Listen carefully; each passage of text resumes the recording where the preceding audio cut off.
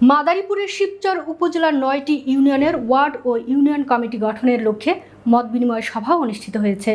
শিবচর উপজেলা বিএনপির আয়োজনে সোমবার বিকেল ৫:৩০টার সময় চৌধুরীবাড়ির মাঠ প্রাঙ্গণে এ মত বিনিময় সভা অনুষ্ঠিত হয়।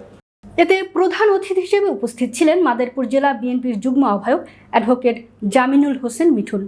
বিশেষ অতিথি হিসেবে উপস্থিত ছিলেন মাদারীপুর জেলা বিএনপির সদস্য অ্যাডভোকেট গুলজার আহমেদ চিশতি, মাদারীপুর জেলা বিএনপির সদস্য সাবেক ভিপি মোহাম্মদ সরোয়ার হোসেন।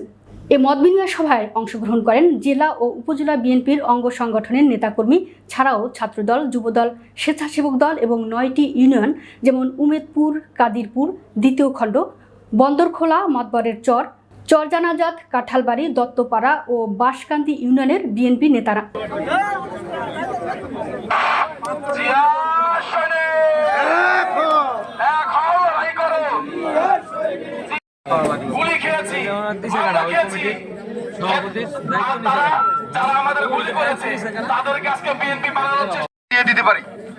আপনারা যে যে ফোন করবেন আমরা সাথে সাথে কপিটা আপনাকে দিয়ে দেব। আর শিবচরে আপনাদের এখানে ফটোস্ট্যাট মেশিন কোন জায়গাটা আছে, কার দায়িত্ব?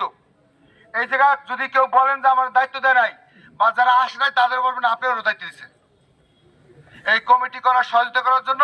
এবং এই জন্য আমি তারেক রহমান খালেদা জিয়ার পক্ষ থেকে অভিনন্দন জানাচ্ছি। পাশাপাশি এই বিষয়টাকে আমি করতে পারি এই সহযোগিতা আমার করবেন। যদি আপনি সহযোগিতা না করেন, আমি যদি না মিলে আপনার সহযোগিতা নেই, তখন কোনো কথা বলতে পারবেন না।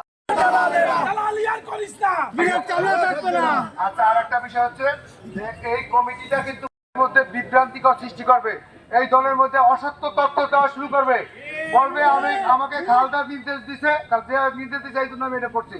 আজকে এই কারণে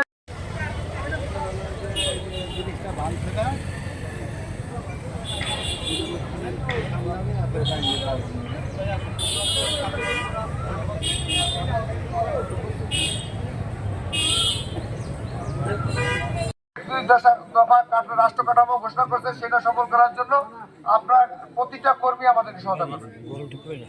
সম্মেলন হবে। হ্যাঁ, আর যে কোথাও কোনো সমস্যা থাকলে, যেইখানে ফেসিস্টদের সমস্যা আছে সেইখানে আপনারা সম্মেলন দেবেন না। আপনারা যদি আমাকে একটু সহায়তা করেন, এই যে ৯টা ইউনিয়ন আছে, এই ৯টা ইউনিয়নে আমাদের